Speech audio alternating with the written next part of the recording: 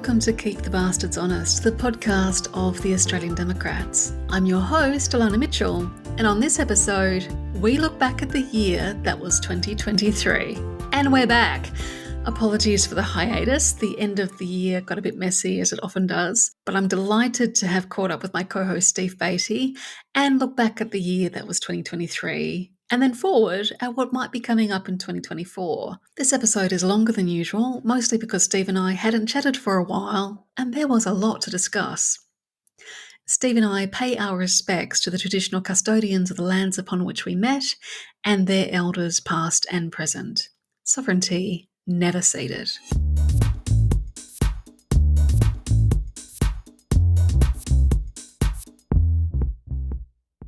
Steve, so good to see you again after Christmas.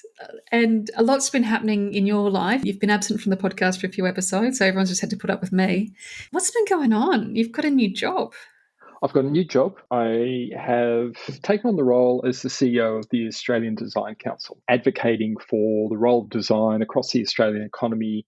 A lot of design goes on, but we feel that it's being misdirected or misused. So there's a lot of money being spent on design, but the designers aren't able to have as much impact and deliver as much value as they can. So the Australian Design Council is here to help business, help government, help policy be in place to actually make better use of the design talent that Australia has. And Australia has some of the best design talent in the world, so we really want to make good use of it.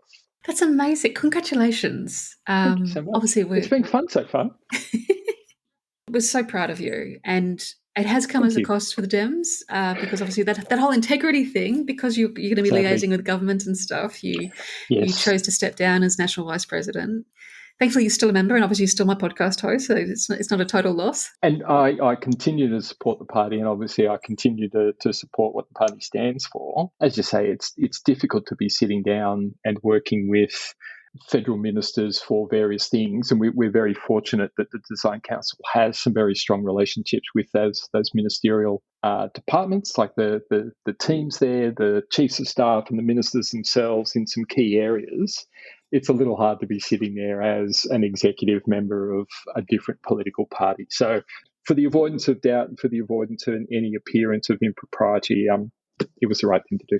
Yeah. But that's okay. You were ably sort of replaced on a casual basis by Jack Peed, who worked with you on our economic platform and has worked on our Jack's climate fantastic. platform. He's incredible. Yeah, we were very lucky with Jack. And Jack was thankfully then officially re-elected as National Vice President in, I think it was November or October. Awesome. I think, the whole wibbly-wobbly timey-wimey things. So, yeah. It was great to see.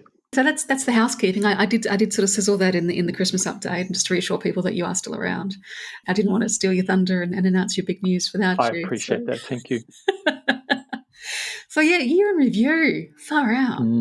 It was a really interesting year in a whole raft of ways. But I think probably the voice referendum was the real punctuation mark for the year. Yeah. And a lot of what happened, can be thought of in terms of pre and post that referendum. It was a big lead up to it. There was a lot at stake. It was the first thing that the new Prime Minister spoke about when he was sworn in, having been elected. It was a big thing. For it not to get up, for it to not pass was deeply disappointing. And I know you were disappointed. A lot of people around the company, 40% of the country, wanted to see it get up. There's a part of me that was really happy with the fact that 40% wanted to vote yes.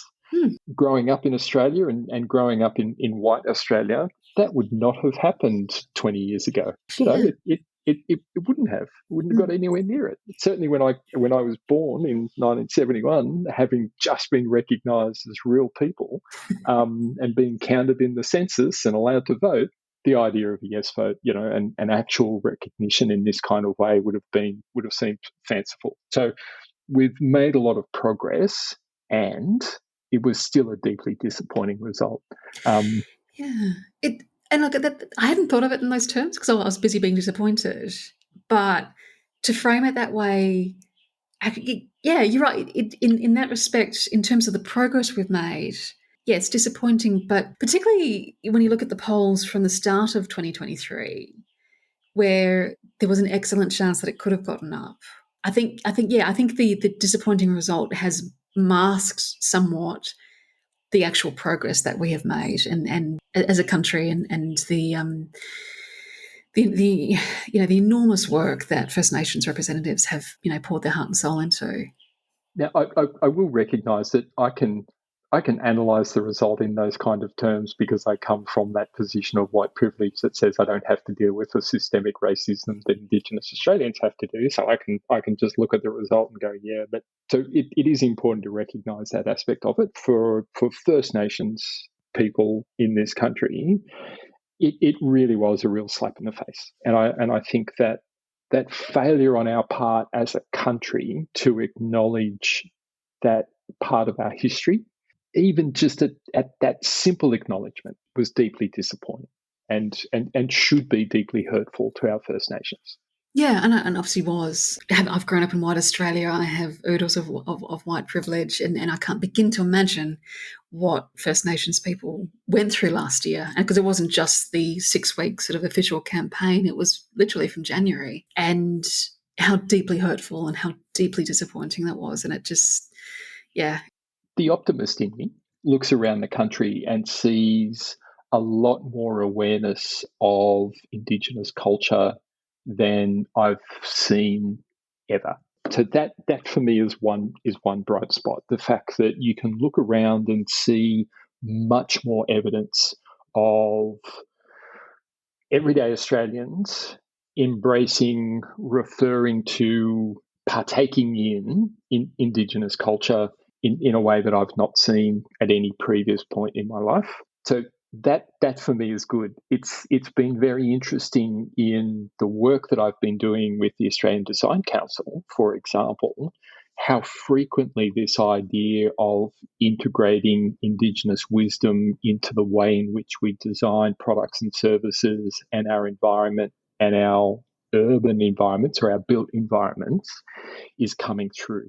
So that idea of how do we create a contemporary practice that leverages, that's probably not a great word, but uses those foundational principles and that ancient wisdom that has been in this country, on this continent for so long.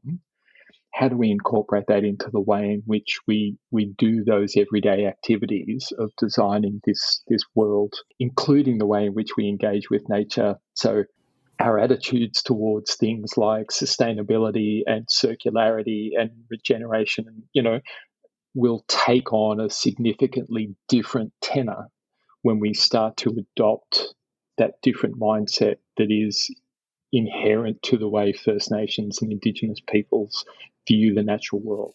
That's really exciting to me.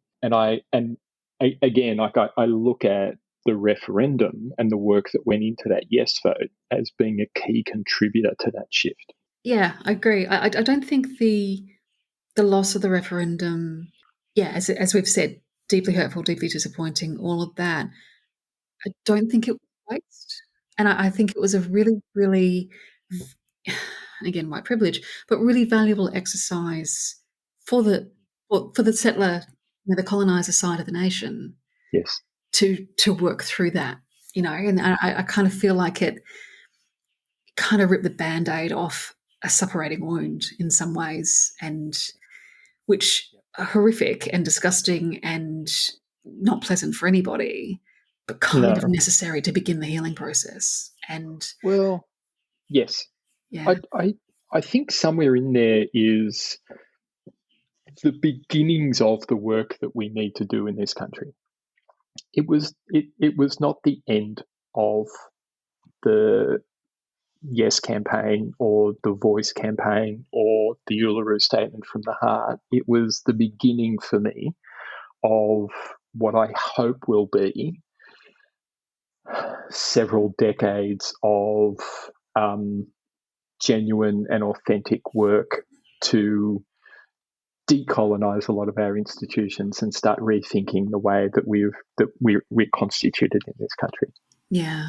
And I feel like that's probably the crux of, I mean, setting aside the kind of revolting no campaign that was run, which Yeah, we yeah, get into, yeah. I kind of feel like that's where it founded. And again, not in any way a reflection on the work of First Nations representatives who have literally spent decades on this, but the utter failure of our, white, mostly white, privileged leaders who failed to meet that effort and who failed. It kind of, and again, it wasn't just last year. It's been leading up, like it's been ever since the Uluru Statement from the Heart was published. The absolute failure to engage with that by our political class and by leaders across the nation, and to not sort of match that work of education and decolonisation and all that sort of thing, and highlighting the need for it. I think Albanese had obviously the best of intentions and the best of outcomes in mind when he used his acceptance speech in 2022 to announce support for the Uluru Statement from the Heart and the implementation of a voice. Yep. But it kind of then felt he spent 18 months doing absolutely fuck all to then deliver it. He just went, well, this is not a political problem. This is a civics problem. Yeah. And I'm going to step back and let First Nations people run with it. And I kind of get why, but it's like, dude, you're the freaking Prime Minister. It comes from the top, and expecting 3% of the nation to persuade 97% of the nation to acknowledge them as human beings is... Well, it's lazy. I also think it's naive to think that 90% of the media won't take the side of white privilege and institutionalized racism, which we know they were always going to. So I think that was the part at which the politics of it really needed to make a bigger effort, either to neutralize or to balance what was coming on the no side, because they certainly weren't going to sit back and go, well, we'll let First Nations make their case. That was never going to happen. And it was quite clear right from the word go that was not going to happen. So it felt like it came as a bit of a surprise to the politicians on the yes side, the Labor Party in particular, that, oh, hang on a minute, like there's some real vociferous opposition coming out of our right-wing owned media. We weren't prepared for that. Just seems stumblingly naive. Yeah, because I sort of watched it all unfold in horror and just went, how did you not see that one coming? How did you not take stock and maybe bring in truth in political advertising laws before you did this? Or do something to neutralise News Corp and even Fairfax and Seven West. As you said, just astonishingly naive. And the First Nations paid the price. It's a nice segue, though. I want to pick up on that point around truth in advertising, truth in political advertising, because I think that's going to be an important legislative and policy thing that we grapple with this year. Zoe Daniels has been pushing it a lot over the Christmas period even. So she hasn't really taken a break. You would have seen her on social media sort of really driving home this point that truth in political advertising really needs to happen. That's one I'm looking forward to on the policy agenda for the year, or the legislative agenda for the year. How do you think that will play out?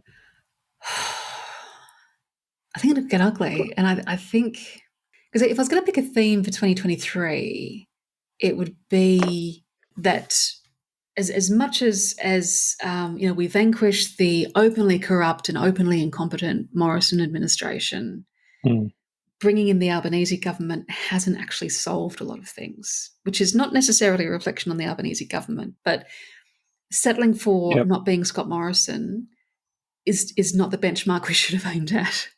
No, and I feel like there is, and in particular for truth in political advertising, I mean, I applaud Zoe Daniels and fully support her, and I think what she's doing is brilliant and much needed. And obviously, the coalition parties are going to oppose it because the last thing they want is to be forced to tell the truth, because that doesn't suit their agenda. And I think Labor are going to paint themselves into a corner, because on the one hand, I think they understand that they will understand the necessity for it and will understand that it will benefit the nation to implement.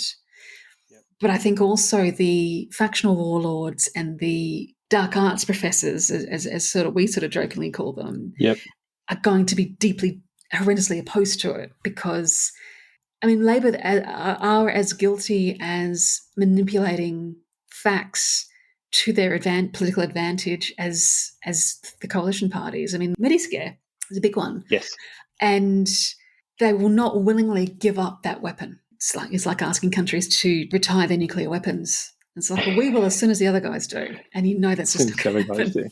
do. Yeah. So that Yep. this whole sort of mutually assured destruction path that the coalition and Labor are on will mean that a brilliant and well-meaning, literal independent interlocutor like Zoe Daniels has Yeah. really got an uphill battle. Much as I want her to succeed, and I think, and it's one of those things like once it's in place, I think the major parties would be like, "Oh, we should have done this decades ago because this is this is Fine. cleaned up politics." This is much better. Yeah. Yeah, but it's getting them to pull the trigger on it that I think is going to be really, really hard. And I think there are a number of sort of landmines in the political landscape that Labor are stumbling toward this year. Mm. That Mm. and that's one of them for starters. That Yeah. it makes it very, very difficult for them in a lot of ways because there is the whole governing with integrity thing that Yes. I think they're struggling with a bit, and they're struggling with it because of the inherent vested interest that they have to maintain their hold on power.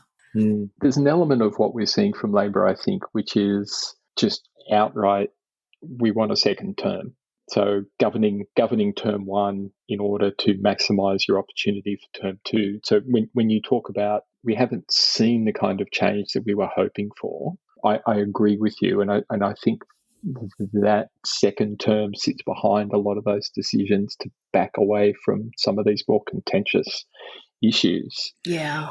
I'm trying to think whether or not there's anything on the horizon that the likes of the Greens or the crossbench, so the crossbench more broadly, so your independents, the Jackie Lambys, One Nation even on the Greens, Dave Pocock in the Senate, would use as an opportunity to get this on the table. Yeah. So is there something else happening where their block of votes, it's not going to be a lower house vote, it's going to be an upper house vote. So we really are talking about David Pocock, Jackie Lambie, the Greens primarily. Is there something there that they might go, we'll give you that vote, but only if we get this truth in political advertising? I wonder. I wonder indeed, yeah, because I'm not sure. But because, and again, it comes back to the whole we want a second term thing and the whole, at the risk of sounding disparaging, Labor Rustodons are reassuring us that the big, bold reforms that everybody thought they were voting for in 2022 Will when they come. got rid of Morrison, apparently that will come in the second term. And so I do wonder, like, what's left on the legislative agenda that is important enough to be held hostage for truth in political advertising? The environment. Yeah. It could only be the environment. It could only be the environment that the Greens and David Pocock would care enough about and know enough about and have enough leverage on to go. And I say that only because on the other side, like the rest of the chamber isn't going to give them the votes, right? So it's going to be one of those where you know who's going to vote against it. So But obviously, though, like you then run. So, like as I sort of talk through that, you then run the risk of the Greens shooting themselves in the foot, standing against something that they clearly got voted in to do. Yeah, I don't know. Okay, and I'm wondering, I mean, that's an excellent point, and I think you're right. But does Labor have any, speaking of the Greens shooting themselves in the foot, does Labor have any sort of, carbon pollution reduction scheme level environmental changes that they actually want to introduce in the next 12 months that they care about enough to allow truth in political advertising to be, to hold it hostage? Or is this how the Greens shoot themselves in the foot because they give up truth in political advertising because the environmental stuff got held hostage? Yeah, other way around. Yeah. Yep. Because Labor, I mean, one of the great disappointments of the Albanese government so far has actually been the complete capitulation on environment in a lot of areas. It's not strong enough. Yeah. It's not strong enough. The contradiction or the apparent contradiction in some of the decisions that are being made versus the rhetoric that appears to sort of put the environment minister's decisions to approve certain things side by side with Chris Bowen's statements as the energy minister and emissions minister around what we need to be doing on reducing emissions, you sort of look at those two things and go, oh, that doesn't really add up. Like those two things don't align. It's going to be even more interesting, I think, when the working group on the circular economy, there's work going on the circular economy within the Department of Environment, like what role that plays in like forcing that environmental agenda a little bit. But the opportunity to align those two things, in my mind, has to happen before the election. Otherwise, you go into the election with these sort of very real contradictions where essentially the opposition can sit there and go, well, look, you can't trust what Labor says because they say one thing over here and they do the other thing over there. So they don't even know what they're doing, let alone, you trusting them for a second term kind of thing. Yeah. So I think it's going to need to be aligned in over the next 12 months, 15 months, but I'm not clear how they do it. But certainly, if you remember back probably nearly 2 years ago, just after the election, Labor introduced their safeguard mechanism. We were quite critical of it. We went into detail about the flaws in it. We got feedback after that episode that we were being overly critical about it, that we should give it time and we should trust the Labor Party that they knew what they were doing, etc., etc.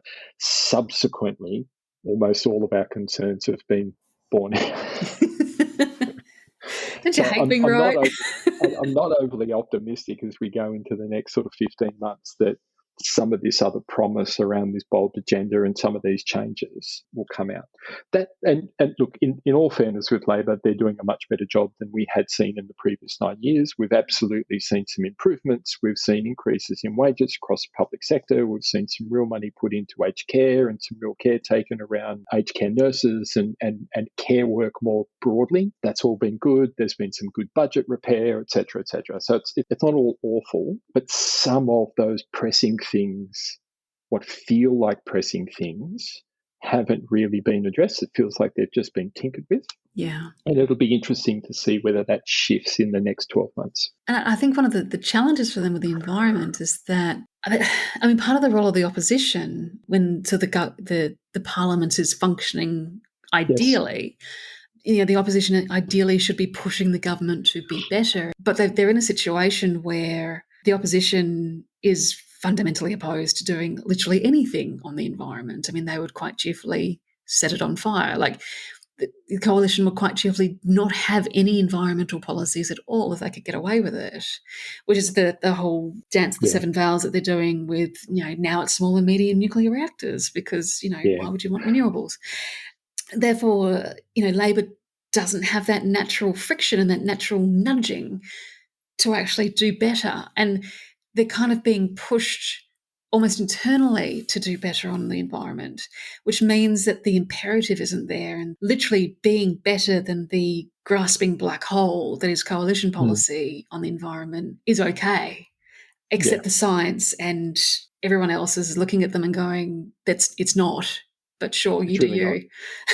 It's really not enough. And look, a 43% reduction in emissions by 2030 was never suitable. And again, we were told that it was a floor, not a ceiling. It wasn't, like a rah. And yet there has been no change to that target. Our forecasts have changed based largely on state level actions and private sector actions, but not our national target and not the policy around that target. So it remains underwhelming and it remains well short of what we need to be doing. But the other side of it, the bit that undermines it, is that we are expanding our coal and gas exports.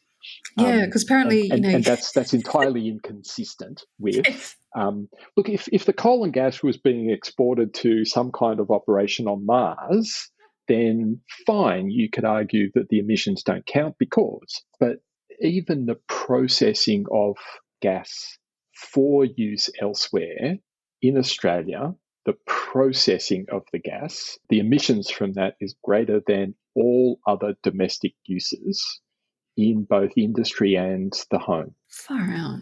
So it basically splits into a third. Like all of the gas that we produce, extract from the ground, a third of it gets exported, a third of it is used up in processing for export or use, and then a third of it is used. And of that, most of it goes towards manufacturing and heavy industry, and a small amount goes to heating, gas heating and hot water systems and that kind of stuff for cooking and the like.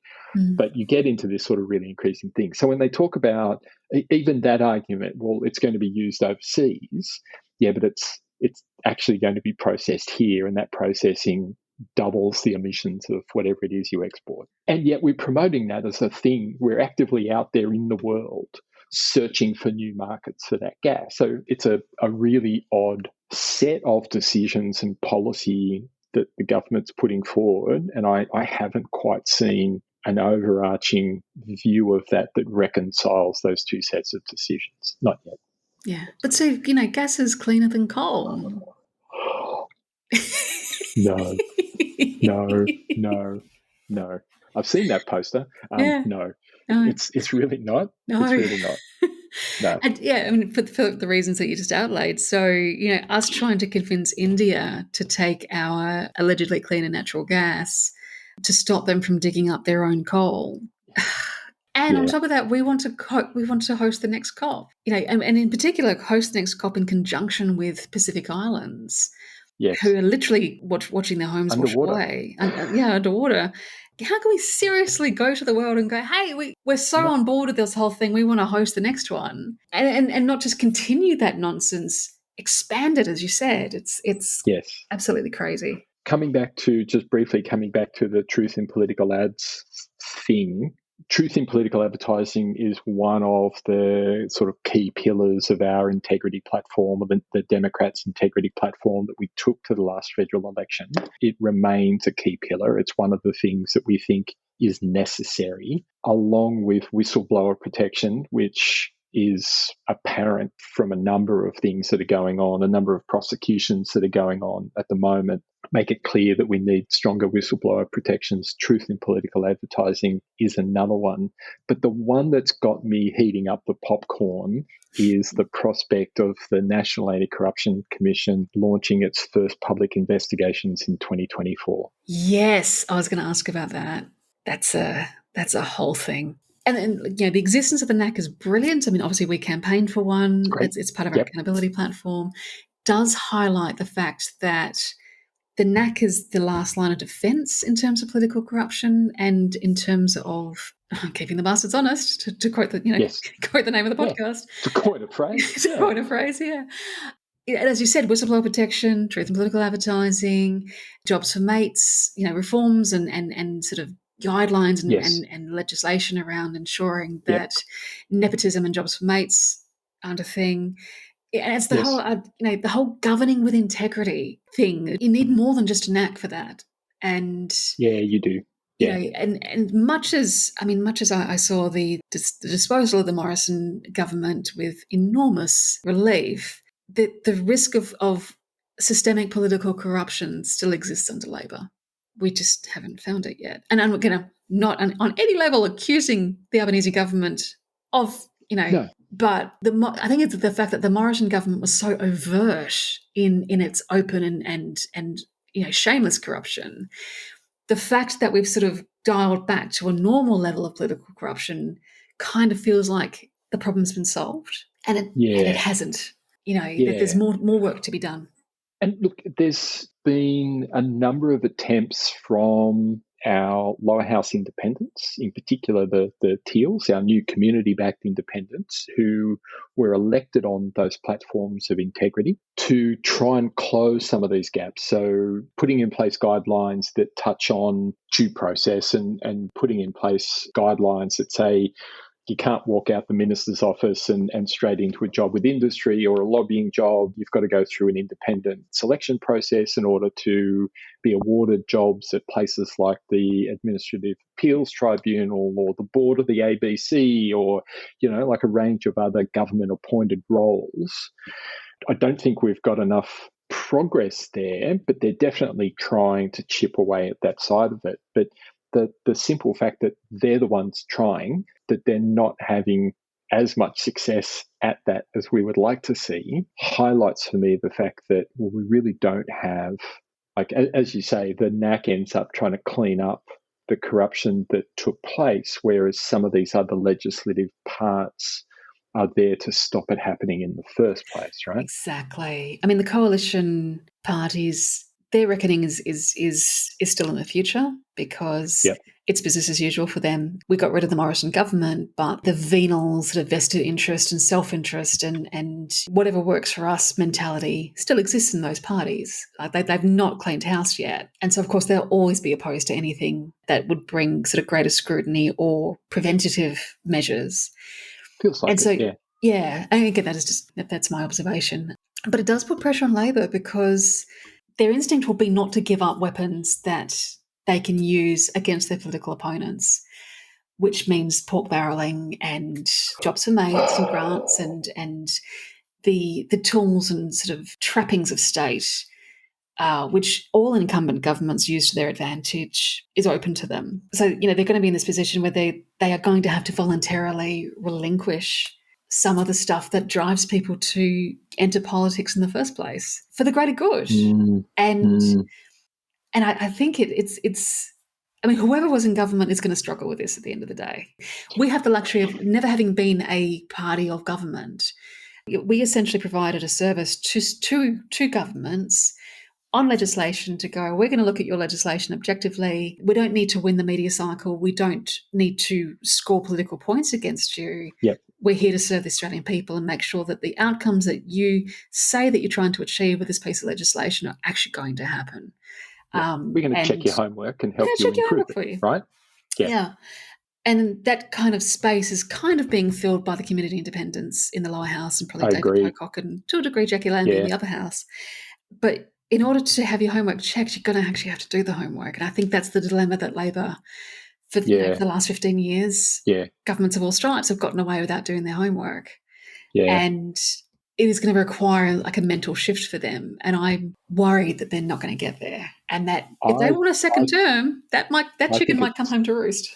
I think it's going to require a minority government. Yeah. Rather than and that will force the shift in attitude and perspective. I don't think it's going to come in any other way. No. Unless the work that the community independents have been doing, and they're all picking up their issues and pushing them. I mentioned Zoe Daniels before on the Truth in Political Advertising, but Sophie Scomps and Monique Ryan, Kylie Tink and Kate Chaney, they're and even Allegra Spender, they've all got these issues that they're pushing, and they're doing a very good job at it, and they're staying with it. They're not becoming disillusioned. They support each other in those things. It's great. They're in the wrong house. Yeah. Because they are not the balance of power where they are. It's as simple as that. So a lot of that work can get ignored and is being ignored in a way that the Senate, David Pocock in particular, is not being ignored. I think we need another 6 or 7, Sophie Scomps and Monique Ryans and Zoe Daniels rather than less of them. I think we need more, and a Labor minority government for a second term would be a whole other thing. Oh, yeah. Yeah, our listeners have probably listened to that very apt and piercing analysis that you just did, and go, what's the point of pursuing these issues then in the lower house? And the answer is that it highlights to the general public, and it is creating pressure on the Labor government, because the chances of Zoe Daniels probably has the best chance because her issue is probably the most pressing. In order for, say, Truth in Political Advertising legislation to be passed, requires the Labor government to pick up her private member's bill and either allow it to be debated and introduced as legislation, or it requires them to pick up her private member's bill as their own bill and adopt it and get it passed as a government bill, which then sends it to the Senate, where it would undoubtedly be improved upon and passed by the Senate crossbench. And it's not going to happen. It requires that mind shift, and that whole, the separating wound has to become sufficiently bad for an incumbent government to give up that advantage, and particularly to give credit to a community independent. Because weirdly, as much as the community independents have done Labor an enormous favour by knocking out a whole bunch of Liberal seats, like Heartland, Yeah. Gold, Blue Ribbon Yeah. Liberal Yeah. seats, Yeah.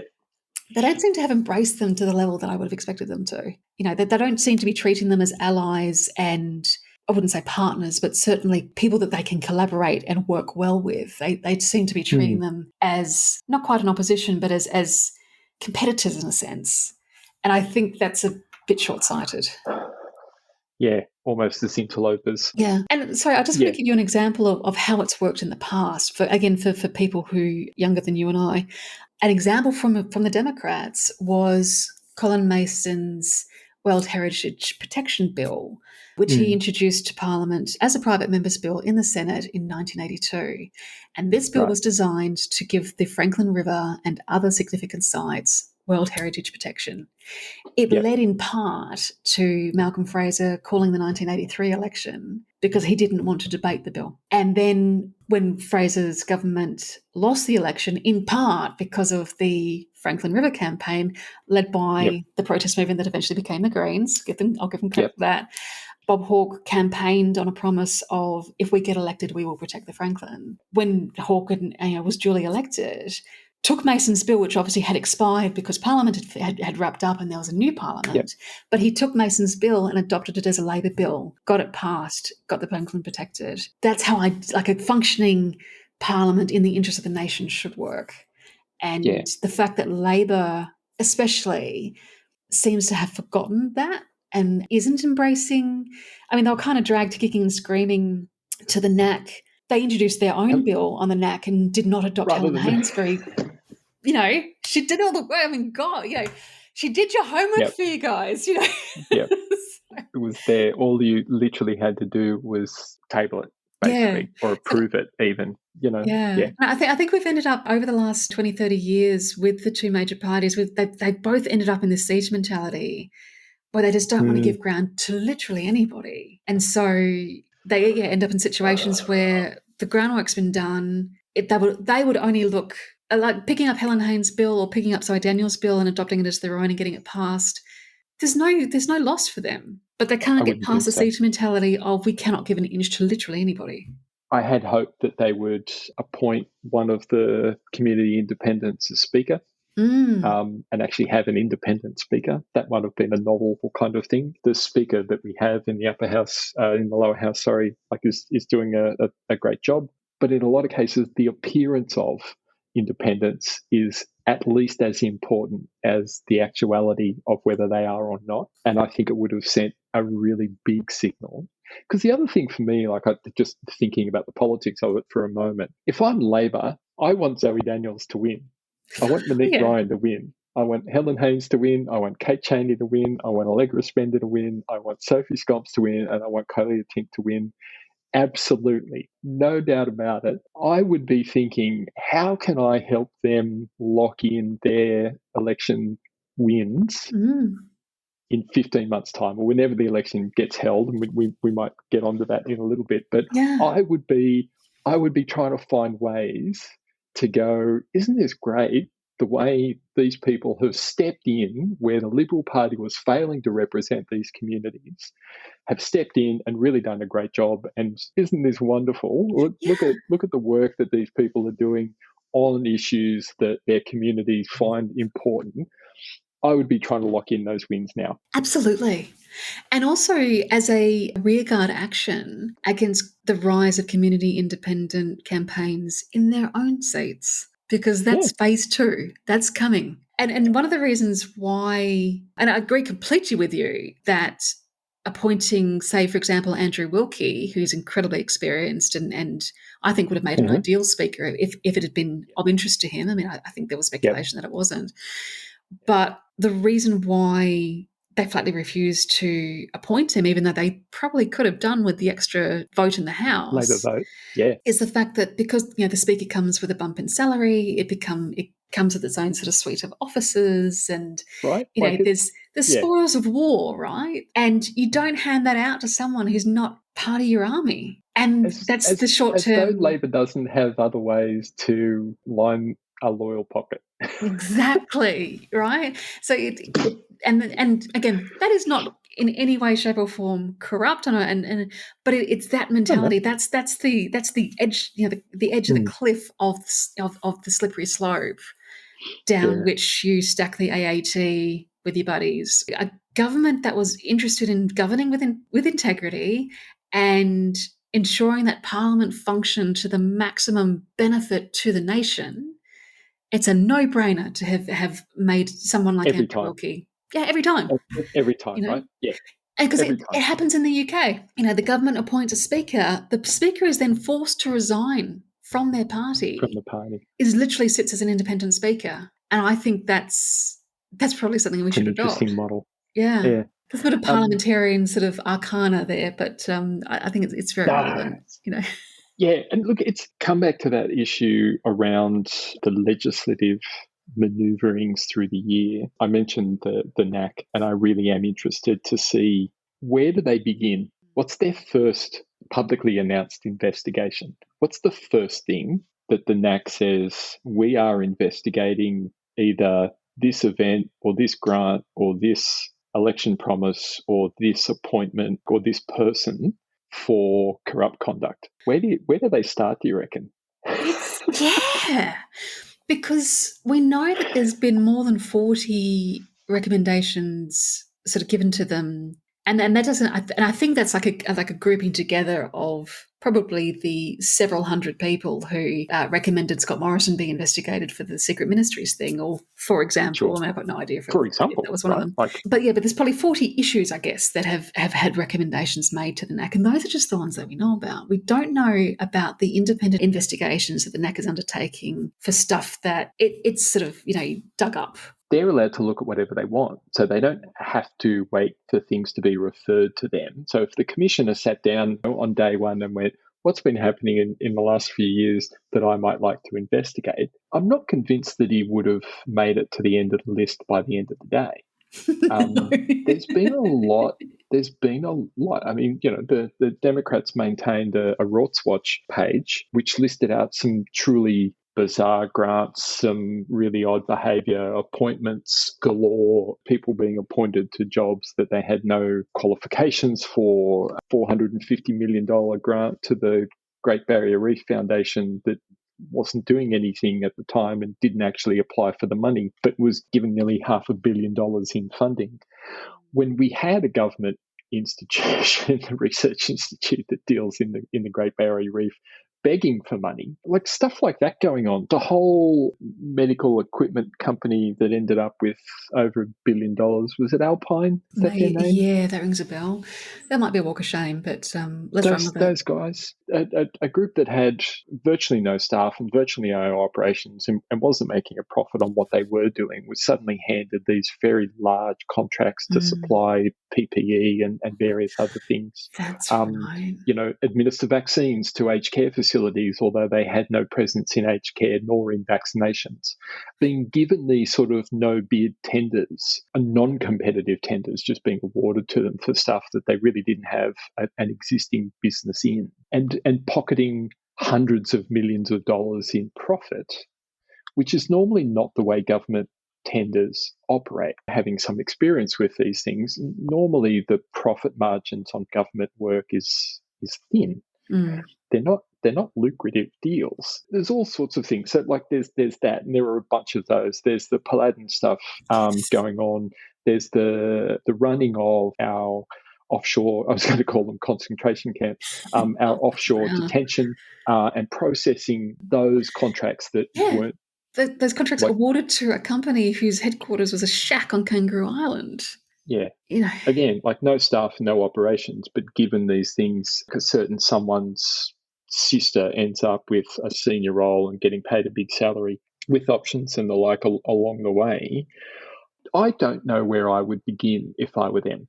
Like, I yeah, just don't know where I would begin. There was pork barreling galore. We had sports rorts. We had the car parks thing. There's just this sort of endless list of stuff. And that's only the public domain things that we know yeah. about. Like, That's that's not any whistleblower stuff that might have crept in Exactly. I either. mean, I mean, Michael Pascoe, I think by the end of the Morrison government had worked out that they had essentially rorted over $1 billion, between sports rorts and all the other rorts that we were tracking on Oh, Rewards okay. Watch. Yep. The cumulative value, because I think it was a gentleman named Vince O'Grady who was helping him, Yes. helping run I the was just thinking spreadsheet. of Vince. Yes. Because Pascoe was doing a series of articles about this, and I think his first one was, okay, we're up to 100 million. And then I Yep. think a couple of months later, he published an article going, no, I was wrong. It's over $1 billion now. Vince had tracked something like $7 billion in grants, of which something like 77% had gone to coalition seats. Yeah. Now, the coalition doesn't hold 77% of the Australian electorates, but, so there was this sort of very real and clearly political disparity between where the money was going. Yeah. I would want to take a look at things like the disaster relief on the North Shore, on the far north coast, when the flooding hit Lismore and surrounding areas, and disaster relief was announced for the Liberal-held electorate, but not the Labor-held electorate. Yeah. That was right next door and severely flooded. The bushfire relief that didn't go to the Blue Mountains, which is a Labor-held area, even though hundreds of thousands of hectares of land was burnt and houses destroyed and businesses, but they didn't qualify for disaster relief from the bushfires, but others did in areas that weren't actually affected by bushfires but were Liberal held. Yeah. Like I'd want to look at some of that stuff. Yeah. And because all of it comes back to the whole, these are symptoms of a Yes. fundamental disease, which is Yeah. we're not governing in the interest of the people. We're governing to line up not just our pockets but the pockets of our mates and the pockets of our donors and our investors. Yeah. And in this case, they literally are investors. They And are investors, yeah. then the objective of running for office doesn't become serving your community. It becomes holding on to power in order to keep the grift going. And I sort of grind my teeth because, again, the coalition were just so overt about it. But because the precedent has been set, they've opened up the door for, they've sort of lowered the standard for Labor to get like across. the expectations, let's call them that. The expectations of what good looks like would appall a politician of 50 years ago. Even 20 years ago, realistically. You're probably right. Yeah, 20 years is only 2003. It's, Yeah, fair enough. Yeah. And keeping in mind that John Howard is still, and in his first term, lost a swag of ministers over travel reward stuff, which now in 2023 is accepted probably practice. wouldn't happen. Yeah. It's not even considered a reward. It's just it's just what you do. It's just an administrative error if caught. Yeah. It will be interesting to see what are the sorts of issues they tackle first. I hope they tackle something big. Yeah. I hope they don't tackle something small. I don't want to hear about someone rorting their taxi receipts. I want to hear about some of this systemic electioneering, pork barreling type, really big, large-scale misuse of public funds that we seem to have seen over the last 10 years or so. Yeah, definitely. It's the whole who watches the watchers thing. It really is. We elect these people to govern the country in our interests, and we've had over a decade of them fundamentally failing to do that. So who keeps those bastards honest? And I want the NAC to step up and literally do what it says on the tin and, investigate corruption. And because we've seen it so often at state level. I mean, I live in WA. I mean, I'm old enough to remember WA Inc., which was a, Labor government sort of thing. And we've had more recent examples of stuff in Victoria, stuff in New South Wales, even, I'm sure Queensland's not immune. All of the states have an anti-corruption commission of varying strength and varying powers. Yep. And the fact that we've spent decades going, oh no, the federal sphere is totally fine. Everyone's above board in the federal sphere. It's just those state politicians who are a bit dodgy. It's going to be there's just not enough popcorn in the world. And I know that we before we start recording, we were talking about the election calendar, and I'm going to rip that Band-Aid off. When and if the NAC reports on its investigations might actually determine when the federal election is held. Interesting. Because it depends on who's in the crosshairs. Because, of course, we are, having come off the, a decade of coalition incompetence, corruption and mismanagement, are assuming that it's probably going to be their work that gets investigated first. And I think the odds are. I wouldn't give you any odds on it being that. I think the odds are excellent. But Yeah, the problem with, and as we've seen in the New South Wales ICAC, it's the fallout that catches people unaware. So we might yeah. start off with a blockbuster announcement about coalition MPs, and it might bleed into Labor MPs. They might get caught up in the, as the cleanup happens. That's an active risk for everybody whose butt For is currently everybody. sitting in either of those two chambers in the Parliament House. For those interested, the NAC website provides a little bit of an update about what they've been up to. So this was published just before Christmas on the 20th of December. The Commission, so up to that point, so from July 1, which is when they opened their doors, to this alert, they had received 2,327 referrals. Whoa. They go through a process of assessment, which they call triaging, and then whether and how to investigate the issue, right? So of those 2,327 referrals, 1,790 have been excluded because they do not involve a Commonwealth public official or do not raise a corruption issue. So I don't like Scott Morrison's glasses. Maybe federal, Commonwealth, but it's not corruption, right? So but 1,790 have been excluded at that stage. They have 107 that are still pending that initial triage. They've got 53 that are actively being triaged.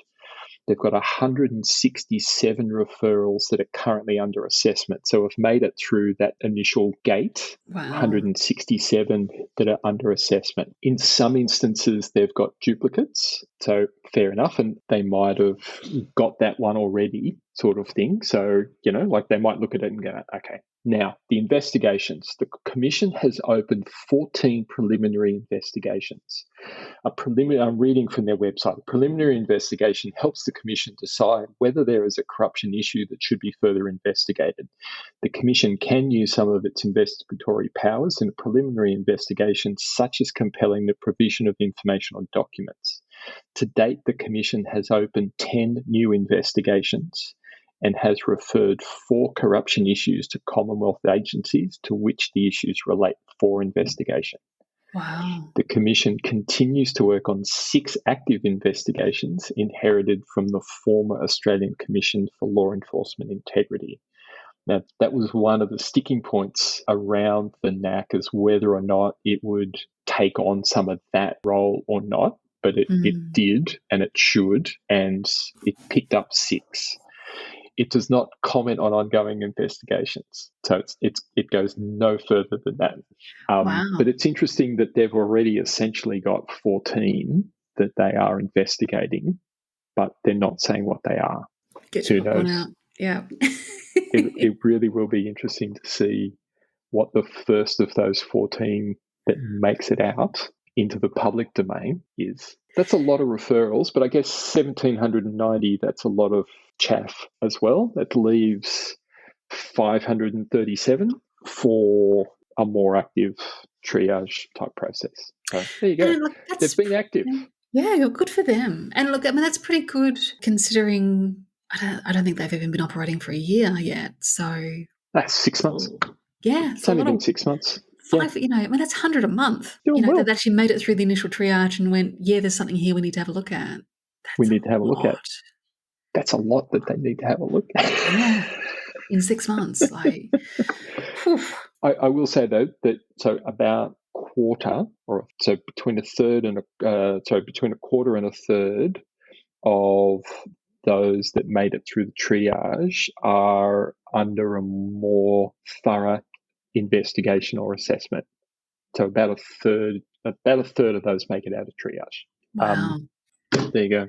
That's good. That's still a lot. That's 180 kind of thing that they've taken a good look at and gone, we'd better go take a good look. Yeah. So, but before we sort of dive into the future and speculate about what the next sort of 12 to 15 months will hold, I do want to swing back. Even though I ripped that Band-Aid off, I'm going to pack it back on again because I've had a thought. I do want to sort of look back at not just the political environment, but because I feel like 2023 really highlighted for the country fundamental failures in our institutions beyond politics. So the Reserve Bank, our national Yeah. airlines, the supermarket duopoly, Mm, huge sort of mm, institutional organizations and corporations that are mm. integral to day-to-day life for millions of Australians. They all Yep. kind of fell short in 2023. So it Yeah. wasn't just the fact that the Albanese government is not the the progressive wonderkins that we were kind of hoping that they would end up being. Yeah, it kind of like really was like a year of disappointment in across the board, and kind of a bit of a mask off moment for a lot of institutions, I think. What was the Which, one that stood out for you?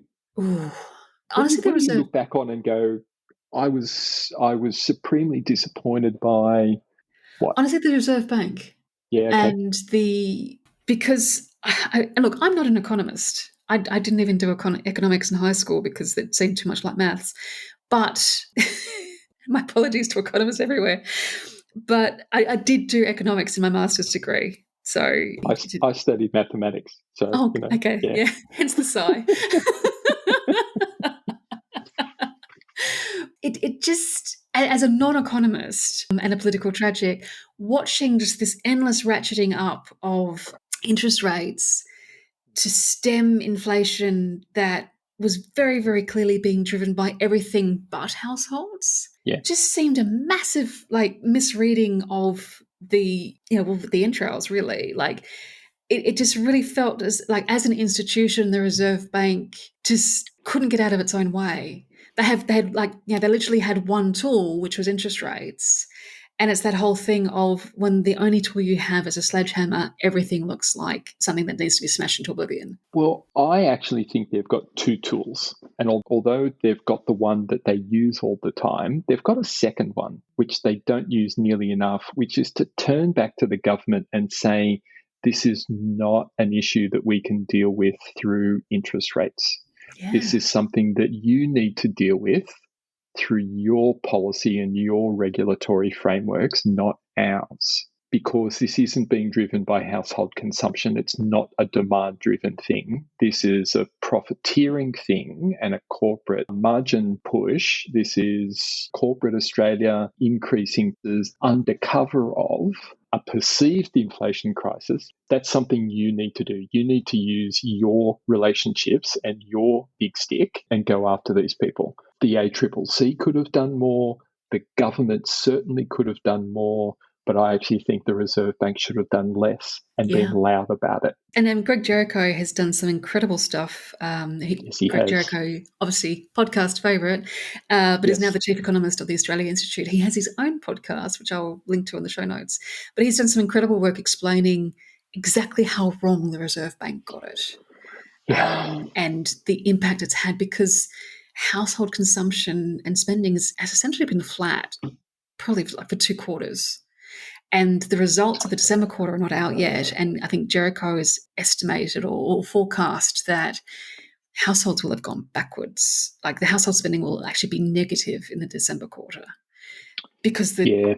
Reserve Bank has just clobbered them so hard.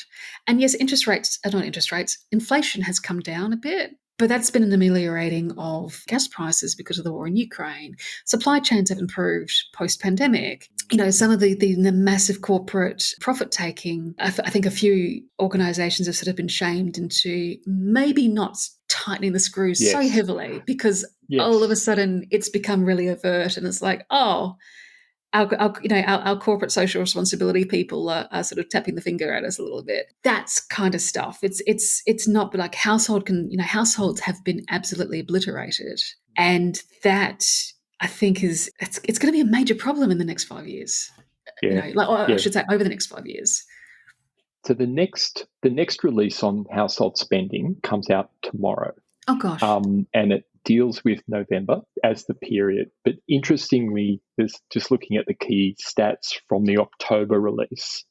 Through the year, and this speaks to the impact of inflation. So through the year, household spending increased for non-discretionary items by 7%, Far out. but it fell for discretionary spending by 2%. So those price increases for items that people have to buy, they have to spend money on, they have to pay their rent, they have to fill their car with fuel, they may try and drive less, but when they fill it, it's going to cost more.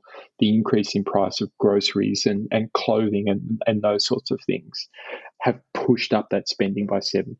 The retail data that came out on Tuesday shows that retail trade has been flat for, it's inched upwards barely over the last 18 months. It has been really, really stagnant since, interest rates started their climb. Retail trade has been quite flat on a per capita basis. I'd say it's going backwards, but it's close to it. They're all signs. Inflation data came out yesterday and showed a significant decline in inflation on the monthly figures. All of it points to the fact that we went too hard on interest rates in a way that impacts the people who aren't responsible for it, Yes. who aren't driving it. And actually, by doing so, and this is one of the other sort of dysfunctional parts of it, and it really was disappointing because it was reinforced every month when they released their statement. Even they were aware of the fact that what they were doing wasn't hitting the people who were spending money. And what they were doing was actually increasing the disposable income of those higher income households who have higher cash deposits and lower mortgages. So higher interest rates is just lining their pocket. So they've got more money to spend. So they're spending money on discretionary stuff and luxury stuff and the rest of it, making up for the rest of the economy, which is really getting hit hard. But they knew it, and they still sat there and went, yeah, inflation's too high, so we're going to raise interest rates. And on top of that, because wages were stagnant for a decade. And so Yeah. the last, I think, 18 months, 2 years, we have thankfully started to see wages rise again, which is brilliant, except they're not rising faster than inflation. And so I think No. most people had like a 2.5% pay increase if they're lucky, but Yeah. inflation's 7%. So I think Jericho, and this could be a walk of shame for me, and if you listen to the podcast that I'll link to in the show notes, he will confirm this for you. But I think our standard of living we're back at, I think, around 2013 levels. I don't even think it's that good. I think it's Yeah. 2009, because even with those increases and even with some of the Fair Work Commission increases that the Labor Party has supported, so some of those, 5% increases and the like that we saw last year in some of those sort of key sectors and in the public sector in particular, even that didn't keep up with inflation at the time. So the wage rise went through, but we still went backwards in real terms. And I think, we were back somewhere in that 2009, 2010 sort of time frame. So if you feel like you've gone backwards, there's a really good chance that you have. And even now, I suspect with inflation now dropping to the figures this week, put the monthly inflation change at 4.3%, I think it was. Wages growth still won't be there. No. Wages growth is not going to be 4%. No. Which means even though it's come down, we're still going backwards. That's kind of the cost of living crisis in a nutshell, right? It's It not that is, prices yeah. are increasing. It's Yeah. that prices are increasing far beyond what your wages are increasing. And therefore, everything literally is, if you feel like everything is more expensive, like it literally is, and your standard of living has fallen dramatically. And I think it's a reflection not just on the Reserve Bank or government or private corporations who are doing exactly what their charters tell them to do, and that is maximise shareholder value, but it's like a failure of governance. Because I do recall, in the lead up to the pandemic, the criticism of both the government and the Reserve Bank back then was the government had the foot to the floor on sort of the fiscal policy, and the Reserve Bank was desperately putting the brakes on to balance out those two sort of competing. So the Reserve Bank has monetary policy under its purview. The government manages fiscal, and those two things are working in opposition to each other. And it feels like even with the change of government, the idea that the government and the Reserve Bank should be working together to create an ideal economic environment hasn't sunk in yet. And so we still have a situation where the Reserve Bank is using monetary policy, sledgehammer, to smash whatever the problem is, and the government's not there helping them out. I mean, the government could have put in a super profits tax. on not just Yep. gas companies, but probably, hell, Woolies and freaking Coles as well. A whole range. Yep. Because would you really be profiteering if you know that, say, 50% of that profit is they're going to go straight back into the taxpayer pocket? You might as well just leave it in households' pockets in the first place then. With the That good would have guys instead, right? exactly. And also I think inflation initially started spiking. Mm. There's immediate panic that there would be a wage price spiral. And it's like, no, wages are still flat and going backwards. But Yeah. let's by all means, let's blame households and individuals for Yeah. asking for increased wages to deal with the fact that, prices have increased by 7% and their wages have increased by 1.5%. The thing was, though, that they weren't. No, They weren't exactly. actually asking for it. At no point were they actually asking for it. They certainly weren't being given it. But the Reserve Bank every month had this paragraph, and it was almost verbatim month in and month out through 2023 and the latter part of 2022, where they talked about the risk of a wage price spiral. The lead sentences in this paragraph talked about the risk of a wage price spiral and that they were very concerned that wages would and rah, rah, rah.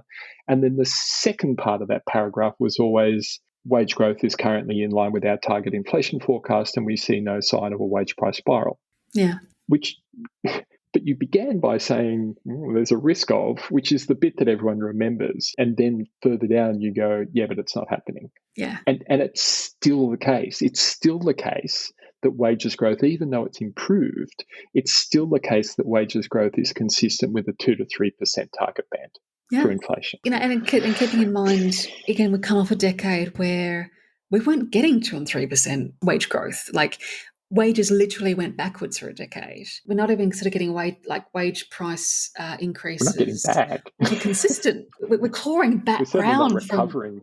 Yeah. Not really. No. We're not yet. We're not. We're digging our hole slower. Yes. Yeah. That's what we're doing. We're still deeper in the hole, but we're not digging as fast. Yeah. That's not. I mean, sure, that's progress, but that's dig up. That's the sort of curiosity of it all. Is that in spite of that, our large institutions are absolutely obsessed with ensuring that individuals and the little guy isn't getting ahead. But who is getting ahead? Giant corporations. And who do giant corporations donate to? The major political parties. I kind of feel like 2023 highlighted the fact that as Australians, we look at America and go, well, America is a giant-ass corporation run for the profit of giant-ass corporations. But I feel like 2023 was the moment when Australians sort of stepped back and went, oh shit, it's happening here too. Not to the same extent as America, because America is the birthplace of capitalism. But we're on the path. Yeah. The interesting thing, at least in the media that I read, in the last profit reporting season and results season on the stock exchange, the Australian Stock Exchange, was the way in which people responded to record profit results, which was not, isn't that exciting? But hang on a minute, we're in the midst of a cost of living crisis and you're reporting record profits. How does that work? Yeah. If not, you... Yeah, are you not sort of leveraging this to your advantage? Sounds like we're getting screwed a little bit here. Yeah. Is that not what's going on? And I was heartened, although it didn't have an impact, but we talked about some of that social pressure on large corporations earlier, and I definitely think it is playing out. That idea that maybe some of that reporting is just encouraging them maybe we're beginning to not increase their prices as much as they had, for those profit margins to just balance out and stabilize a little bit, in a way that they had been really pushing them. The rapid decline and fall of Alan Joyce, I think, sort of served as a warning to a lot of corporate CEOs. I mean, his decline began with the pandemic, but I mean, he was always touted as this captain of industry genius by media. But the wheels really fell off in the pandemic, and particularly post-pandemic, where they can't, they're selling tickets of flights that don't exist and screwing people over on refunds and literally being a bad actor. And it's the spirit of Australia. Qantas certainly falls into the bucket of disappointments from 2023, without a doubt. I know there were a number of players across the corporate landscape that didn't really come to the party last year. the way in which Qantas handled itself post-pandemic really was questionable. And I hope there are some lessons there for corporate Australia, that mentality of cutting costs by undermining people, by extracting the last ounce of blood from the people who work for you in order to pay dividends and boost your share price, that there are limits to what people will put up with. And I think we saw that in Qantas's case last year. And it'll be interesting to see with a new CEO whether that lesson has been learned or not. Just like with the change in the guard at the RBA, are we going to see a significant shift in the way policy is determined at the Reserve Bank, or is it going to be more of the same this year? Yeah.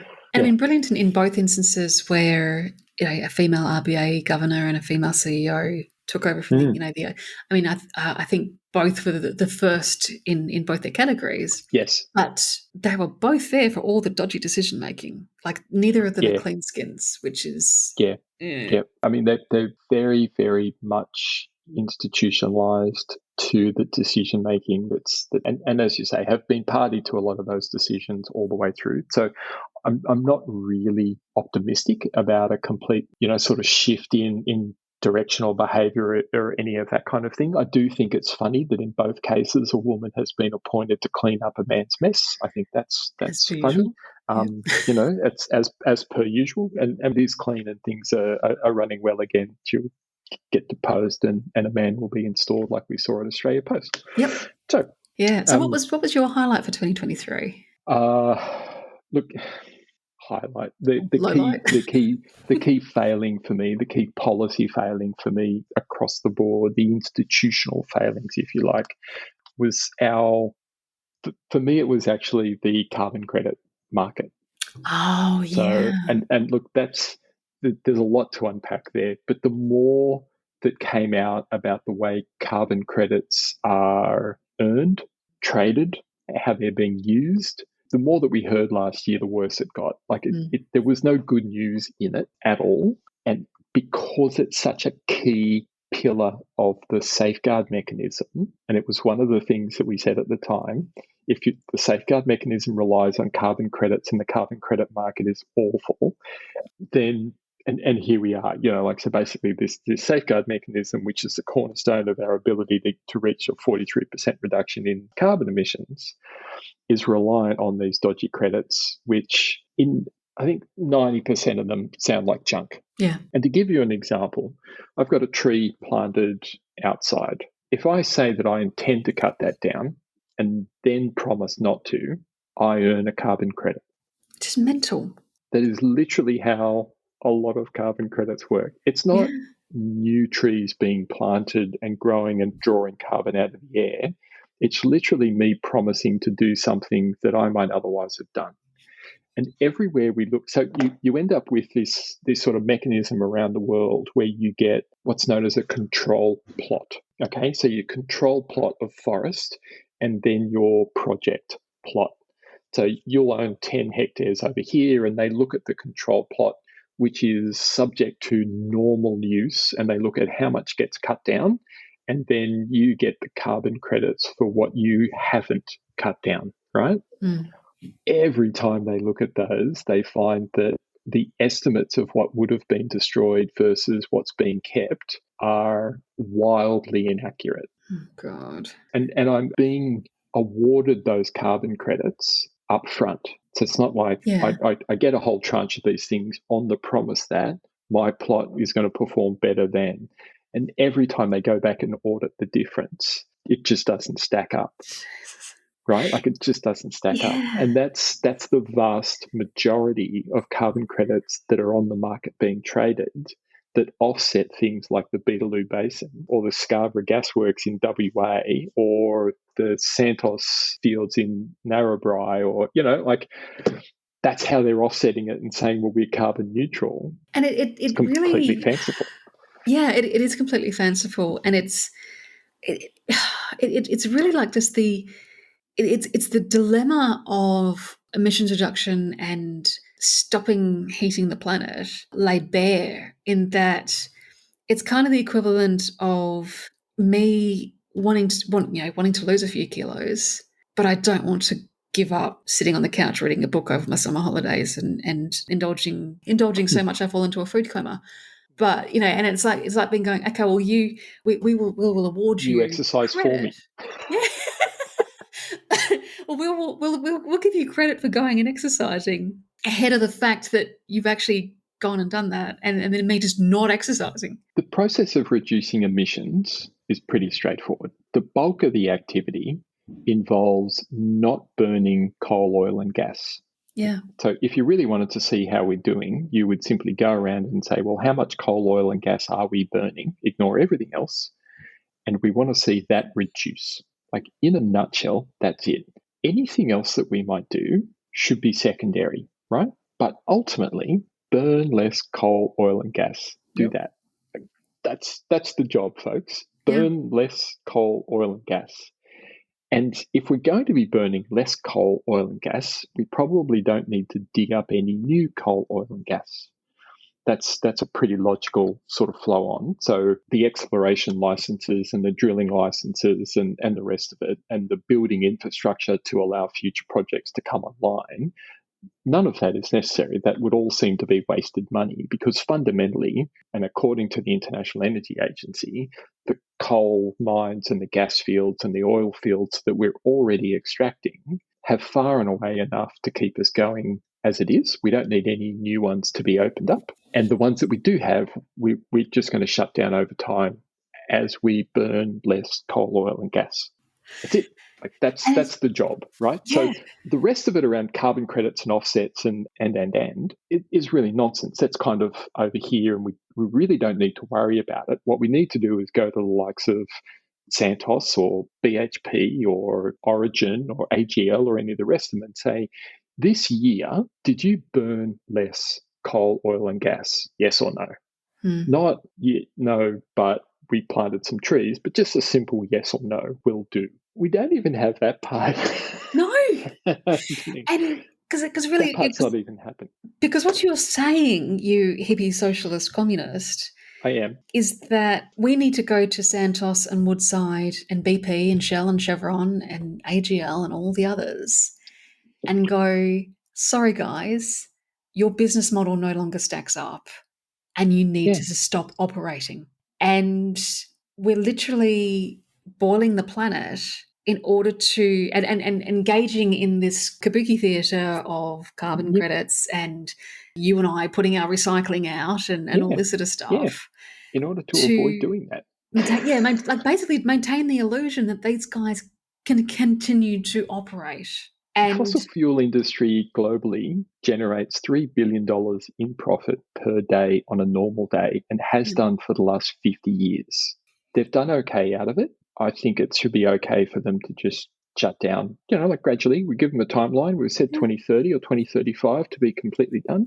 yeah, That's still a lot more profits. That's a yeah. lot more profits. But for God's sake, let's actually make it happen. It's over $1 trillion in profit per year, and we're giving them over a decade to wind down. That's 12 trillions. Yeah, and because let's face it, they're workers, people who are working in those Sure. industries. They're not sharing in that $1 trillion profit. A lot of them are probably incredibly well paid, but it's like, but you have transferable skills. We can give you a just transition into different industries. So they're well paid, but there aren't that many of them. Exactly. And in every single coal mine where they have a bit of a future planned out, in every single coal mine, they are actively automating out those jobs anyway. They're putting in place autonomous vehicles, automated cranes, and the whole thing. And it has been the plan for the last 20 years to move in that direction. Yeah. Absolutely. The idea that it's a big employer is increasingly nonsense. No. And even sort of the mining stuff that we kind of actually need, like iron ore, like lithium, like gold, whatever. Same thing. Rio Tinto runs its trains from Perth. It's literally remote controlled. Because it saves having to fly people to the arse end of freaking nowhere. And it's my state, I'm allowed to call it that, and have them drive the trains manually. It's cheaper for them because they can hire less people. Those people don't want to be compensated for having to live a FIFO lifestyle. They get to live comfortably in Perth and earn an average wage. it's safer and all of those things as well. Like you don't have the accidents, you don't have the shutdowns, and all of those things. I get it, but it simply goes to reinforce the point that they're not big employers. No. So and they're actively working to become don't smaller employers. they don't pay profit in Australia. They pay some royalties that we force them to do, and not a lot at that. And then And they get subsidies out the wazoo on top of that. Yeah, I know. It's So that's for probably me. Like if I look back, no. But if I look back on 2023 and think about what happened in a way that, in that institutional sense, that I found really disappointing, it was the carbon credit market and our ACCUs and how they're being used. And at the same time, we're in the process of putting in place these biodiversity credits, which will be exactly the same and just as farcical. So. Like that for me was a big one. And again, it ties into the whole institutional failure thing as well. Yeah, let's talk about the timing of the next federal election. Let's look at the future. I'm conscious that our listeners are going to need a nap or an intermission in this one. Toilet break.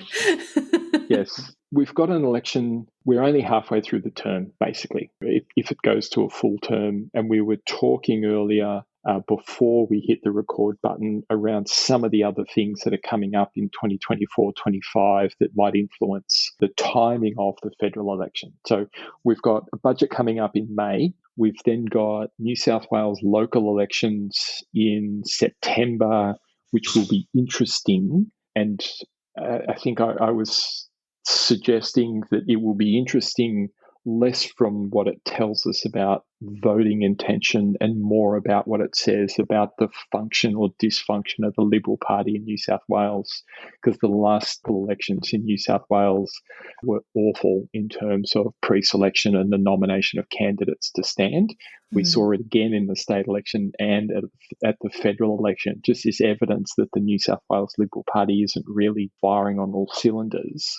So if that happens again in September, that might spark the interest of the Labor Party and get them to bring forward the election. But there's a Queensland state election in October 26th. And when we did the sums, if they announced the federal election the following Monday or Tuesday, that would see a federal election being held pre-Christmas on November 30, which felt like the last chance they might have this side of Christmas. They could potentially run it on December 7th. Maybe. It's getting a little close to the school holidays. Schools are out in some areas. Some schools are out that week. People don't like their school holidays to be interrupted. But then if it's not, then January's right out. Can't have an election with Australia Day on because, like, as a nation, we're completely unhappy with that idea, which means calling an election in February when school's back, which is a March election, but that conflicts with the WA state election, which can't move. So you then, like we did this time around, you call it, like in the last federal election, you call it in March, you deliver an election budget early in April, and you hold the election in April, May. And this is where we get into the, I guess, political Jenga of we have Labor governments in WA, New South Wales and Queensland. And in both Queensland and WA, the pandemic leaders have chosen to bow out, take a well-deserved rest and a highly well-remunerated corporate gigs. Yes.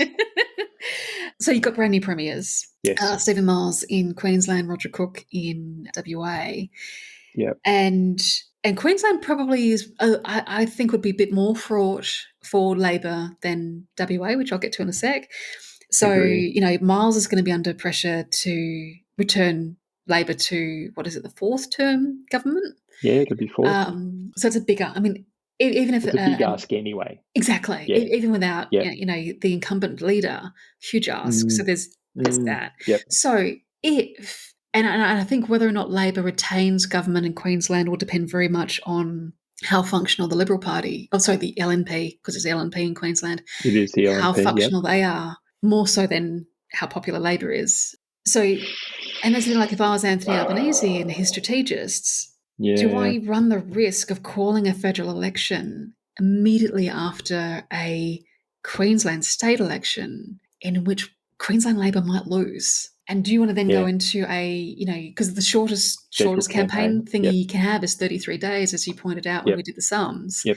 Yep. Do you want to immediately go into a 33-day campaign where your Total federal loss. Labor government gets assessed and potentially Yeah. found wanting? And of course, basically from December 1st to about just January 27th, that period is sacrosanct. You Yeah. don't. You can't campaign at all through that period. No, it's ridiculous. And it's not just the fact that the electorate won't stand for it. Your colleagues in the party won't Yeah. stand for it because they will have Yeah. stumbled to the end of the political year and they want a break. So Yes. January's out. Yep. Beginning of Feb, it will be the start of the campaign for WA state election. And same thing, it's the same calculus. So we Mark, my state daddy, Supreme Leader for Yep. life, until he chose not to be, Mark McGowan Yep. chose to retire. We now have Roger Cook, and also like the McGowan tidal wave has to recede, mostly because there's not many seats left for them to win the WA Parliament.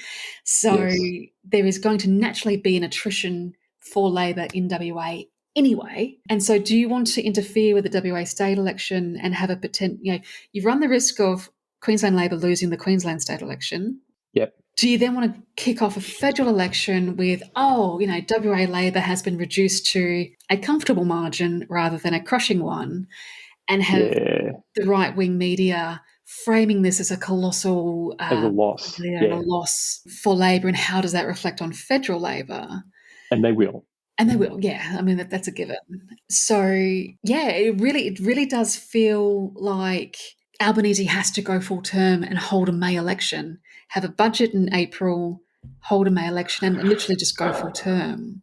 Either that, or he goes ridiculously early and holds a federal election in August and September and avoids. New South Wales local government elections probably could get trampled upon by a federal election, but he could avoid the Queensland and WA state elections by holding the federal election before either of them. But that's fraught because when you go really early, and when you have a 2.5-year long, I mean, the 3-year federal terms are short enough as it is. You do give up a certain amount of advantage by shortening your term to say 2.5 years. Yes. Because the electorate doesn't like it, and you are hobbling your legislative agenda at the same time because you just run out of time to get shit done. And they've been floating the idea of 4-year terms. So what do you need a 4-year term for if you're going to call an election after 2.5? But the other thing that I was thinking of there is that it's very difficult to run an election campaign in September because of the footy, right? Yeah. Just like it's hard to do it in the summer because of the cricket and the beach and the rest of it. People don't want politicians campaigning during a break in the football. They just want to enjoy the football, and it's finals, which is even a bigger deal. Yeah. So August, you've barely served 2 years at that point, right? I think on balance that the risks associated with calling an election straight after the state elections, of the two, the WA one is more likely to be a win, and you can dismiss any kind of framing it as a crushing defeat by pointing at which side of the chamber you're on. Exactly. And the 4 or 5 opposition MPs that might sit there. The WA Liberals might need to buy a minivan instead of the coupe they've got at the moment. But yeah, the motorbike with a sidecar. Yeah, they might get a 7-seat Kluger. And again, if the tide recedes sufficiently, they might need to get a minibus.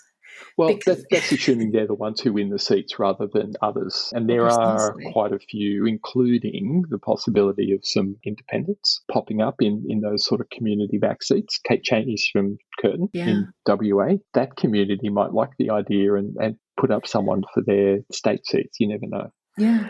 And look, in the interest of pure self-interest, and so, it's been my theme for this podcast, the WA Democrats are certainly working hard to get registered and to do exactly that. Be there for that.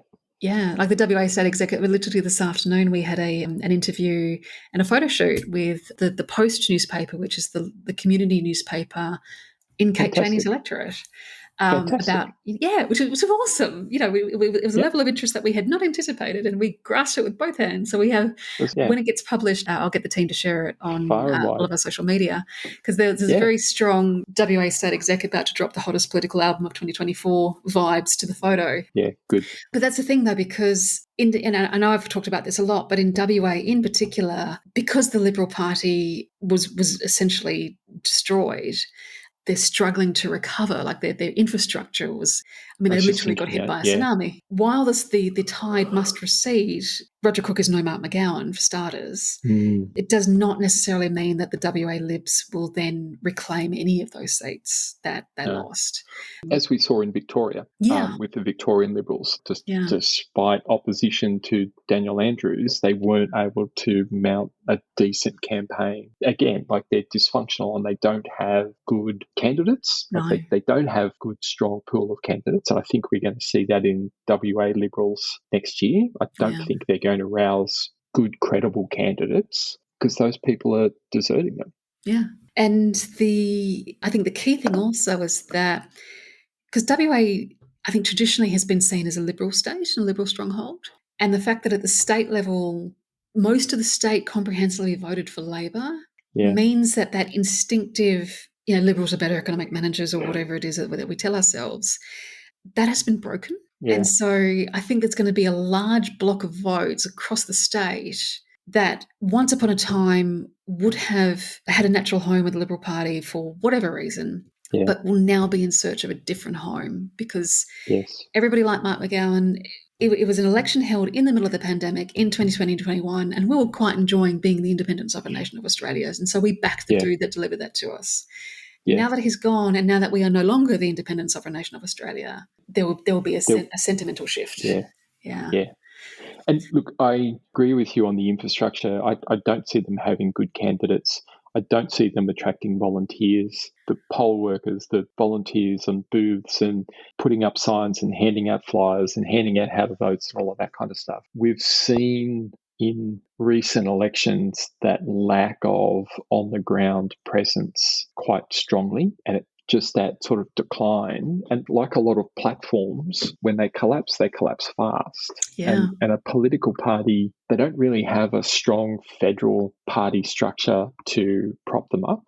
No. They are reliant on their state infrastructure, and their state infrastructure I don't see. So it'll be an interesting election. But coming back to the federal one, I think where we were going with that is that in all likelihood, WA will return a Labor government. Yes. So Anthony Albanese will be able to stand there with the Premier, Labor Premier of WA, and announce the election while he's shaking his hand and congratulating him on a win. An 8-week election would take you, like an 8-week campaign would basically take you right up to the end of a full term and give you time for an April budget. If you wanted to announce a federal election after a state election, you want to do it after WA, because you're kind of guaranteed that Roger Cook will win. Like, I mean, you want to do it after you win, right? Yeah. Like you want to do it after you win. If they win in Queensland and win a fourth term, then you might just call it. You might be ready just in case, right?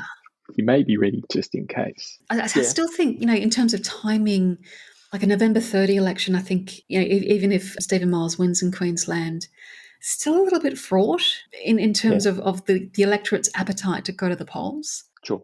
Especially in the lead up to Christmas. Yeah. I kind of still feel 99% guaranteed return of Roger Cook and WA unless something spectacular happens.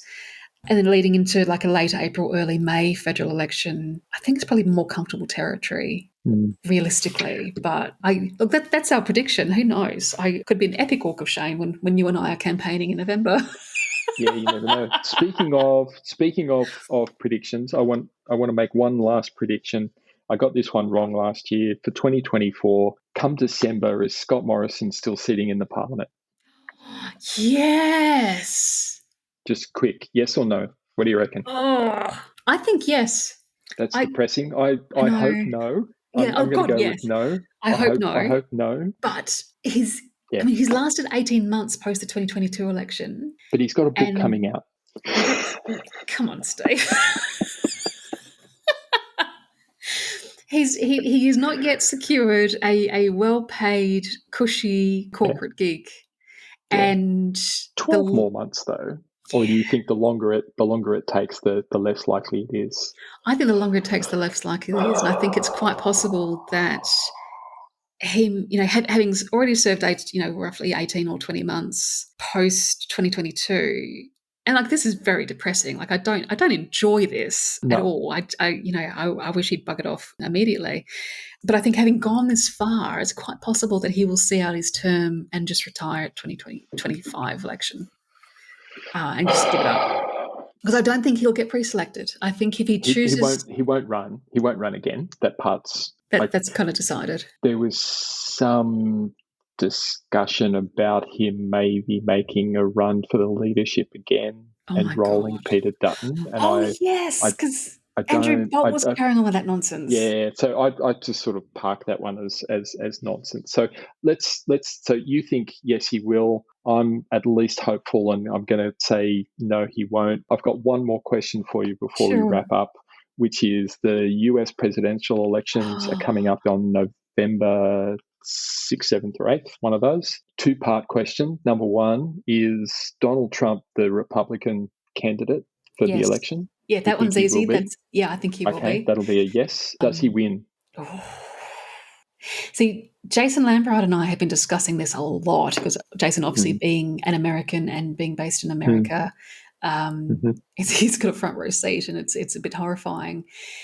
Jason thinks not, and we have had I should actually get him on to have a chat about this actually. He and I have had long discussions analysing the fracturing and the bleeding away of the Republican base. So his key argument, in a nutshell, because this is going to be a very, very long episode, Jason's key argument is that the Republicans, I think, will end up with, short of legal interference, so the Supreme Court upholding the recent the bans on him being on the ballot in a couple of states, short of the judicial system knocking him out, he will be the candidate. They've got the Republican Party is such a cult of personality. It's just going to happen. But Jason's argument is that the cult of personality of Trump, they're hemorrhaging women voters, they're hemorrhaging Black, Hispanic, Asian voters, and they're hemorrhaging independent voters. So in America, you register to, you kind of nail your colours to the mast. So you either register as a Democrat, you register as a Republican, or you register as an independent voter. Obviously, in Australia, you just register to vote, but in America, you could identify your tribe. And so Trump has not increased the base. It's actually shrinking. No. And also the Republicans have not won any, of the major elections since 2016 that Trump got in? Yeah. Yeah. He lost the midterms as president. He lost the 2020 election. Yep. The midterms for Biden were not great, but they still won. And so there's no momentum. There's no – so much as I think the media both in America and Australia are hedging their bets and focusing on the worst case scenario, which is Trump has returned as the next president. And again, Jason is a retired army captain and an author. He's not a political analyst, but as a politically engaged person is doing the maths and he's not seeing it adding up. That said, anything could happen and he's fucking terrified. So that's sort of my prediction via Jason. And once the issue of the Republican representative is finalised, let's get Jason on and get him to give us an on-the-ground perspective. So I think either Trump is the candidate or Trump runs as a third-party candidate. Ooh. I think one way or another he will run. Yeah. Right? And if he does that, so if he runs as a third-party candidate, Biden wins. If he runs as the Republican candidate, I think it will be much closer. Yeah. But either way, there will be riots at the polling booths. Yeah. There will be violence on election day. Yeah. Because people talk about the insurrection on January 6th, and, I saw somewhere an analyst of some description saying the insurrection wasn't on January 6th. That's when it started. It's still happening. It's like it's still unfolding. It's still going. You Yeah. know, and I think your prediction is correct. There will be violence on election day in America. And again, as an Australian who's not 100% familiar with the American electoral Yep. system, I said to Jason, Yep. well, Australia has mandatory voting. We have over 90% of the population is registered to vote, and the Yep. Australian Electoral Commission has a mandate to enfranchise people. So they go everywhere to ensure that you can vote. It's Yep. kind of the opposite in America.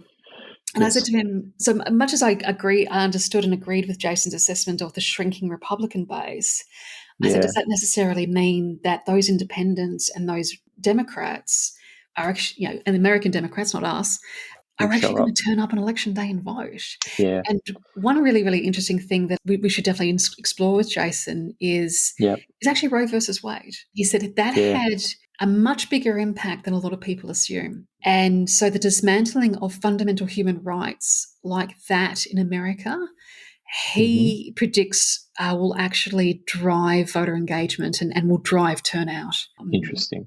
Yeah, it's Be good fascinating. to So I do see. want to explore that with him. So So one of the things that I am scared of, and I will not be surprised to see, so all Americans vote on election day unless they've mailed in their vote. yeah, So I see a couple of things happening. I see the lines of people queuing up to cast their vote being disturbed. yeah, So protests, gun carrying, militia, that kind of thing, questioning people in line about their legitimacy to vote, basically intimidating people and causing them to go away. That hits the news, and people on the West Coast, so you do it on the East Coast when polls open, that discourages people on the West Coast from voting at all. So those people who yeah, don't care so much don't turn out. The other thing that I think will happen is that election workers will be targeted.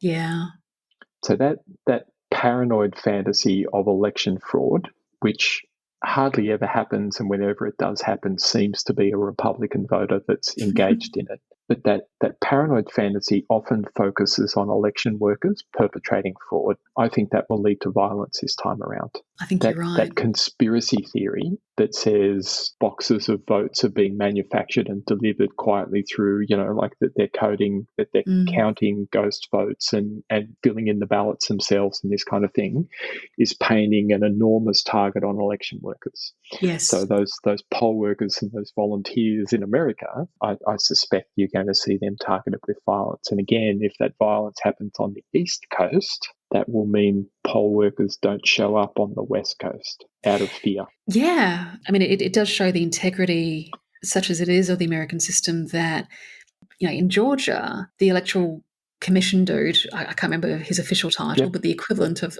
the, Yep. Georgian electoral commission dude was Yep. himself a registered Republican, and he upheld the Georgian results. And I Yeah. think that I think you are completely correct in that because there were registered Republican officials who upheld the 2020 results, they have a huge target on their back. One of the problems with the American system is that they vote on a Tuesday. We, at least in Australia, we vote on a Saturday because that's the time when everyone's available to go and cast their ballot. Yep. And also we ensure that the Australian Electoral Commission or, the state electoral commissions ensures that there are hundreds of places to go and vote. And if you're not in your district, you can vote out of district somewhere else. Easily. In America, like all of that stuff, all that infrastructure of enfranchisement has been whittled away over the decades, usually by the Republican Party. So yeah, because it's a state responsibility to run the federal elections. yeah, And so it's up to them to decide how many polling booths there are and where they are. And that's why you see such a major difference yeah, because everyone registers. I can see on a map where the Democrats are, and I can close those polling booths, and I can make sure that there are lots of them open in Republican areas so that there aren't queues and they can vote quickly. Like that kind of stuff happens, and we yeah, just don't see it here. But I'm concerned about this presidential election, but I do think the Democrats will win. But I also think there is a non-zero chance that there will be major uproar on the day. I completely agree. And I think even if by some fortunate twist of fate, Biden is re-elected and it all goes smoothly, that 3-month period between the election being held and the inauguration and the confirmation of the results, it'll be it'll be wall-to-wall court cases for starters, and protests, and I don't see it going well this time around. Which is probably another argument against holding a November 30 election in Australia. Yeah, maybe. There you go. Because it'll be 3 weeks later. Yeah, a bit terrifying. So yeah, that's going to be, we'll get Jason on to give us like a boots on ground from Ohio perspective on he's in the election in the Ohio. United States. It's going to be amazing. Ohio is a key state in the US elections. Yeah. So, yeah. So, okay. Cool. Thank you. Wonderful to see you and have a chat and sort of, decompress after 2023. Yes. And get ourselves set for the year ahead. It's going to be an interesting one. So, as always, listeners, if there's a particular topic or a question or anything that you want us to do a deep dive into, email us at info@democrats.org.au, and Steve and I are keen to help you out with that. Here's to 2024 is the year of election. I think there's some insane amount of elections happening worldwide.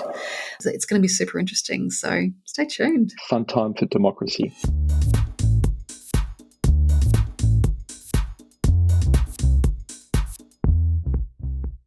And after all that, we had our first, not so much a walk of shame as a failed prediction.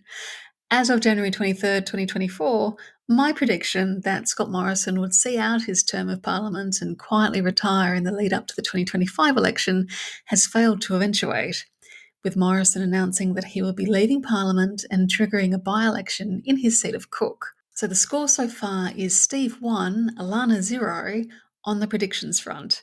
Although, if I was going to get a prediction wrong, I'm kind of glad that it means Scott Morrison is finally leaving Parliament. As cartoonist John Kudelka said on Twitter, very few people can improve a place more comprehensively by simply leaving than Scott Morrison. Steve and I will have more to say on that and on the rumoured adjustments to the Stage 3 tax cuts that the Albanese government is allegedly planning very soon. In the meantime, Happy New Year, and here's to a better 2024. Keep the Bastards Honest is brought to you by the Australian Democrats. This episode was edited and produced by me, Alana Mitchell. If you'd like to keep in touch, you can find us on Facebook, Twitter, Instagram, YouTube, LinkedIn, Spoutable, and Threads by searching for Australian Democrats. And you can see what we stand for, what we value, and what our policy positions are at our website at democrats.org.au. Until next time, thanks for listening.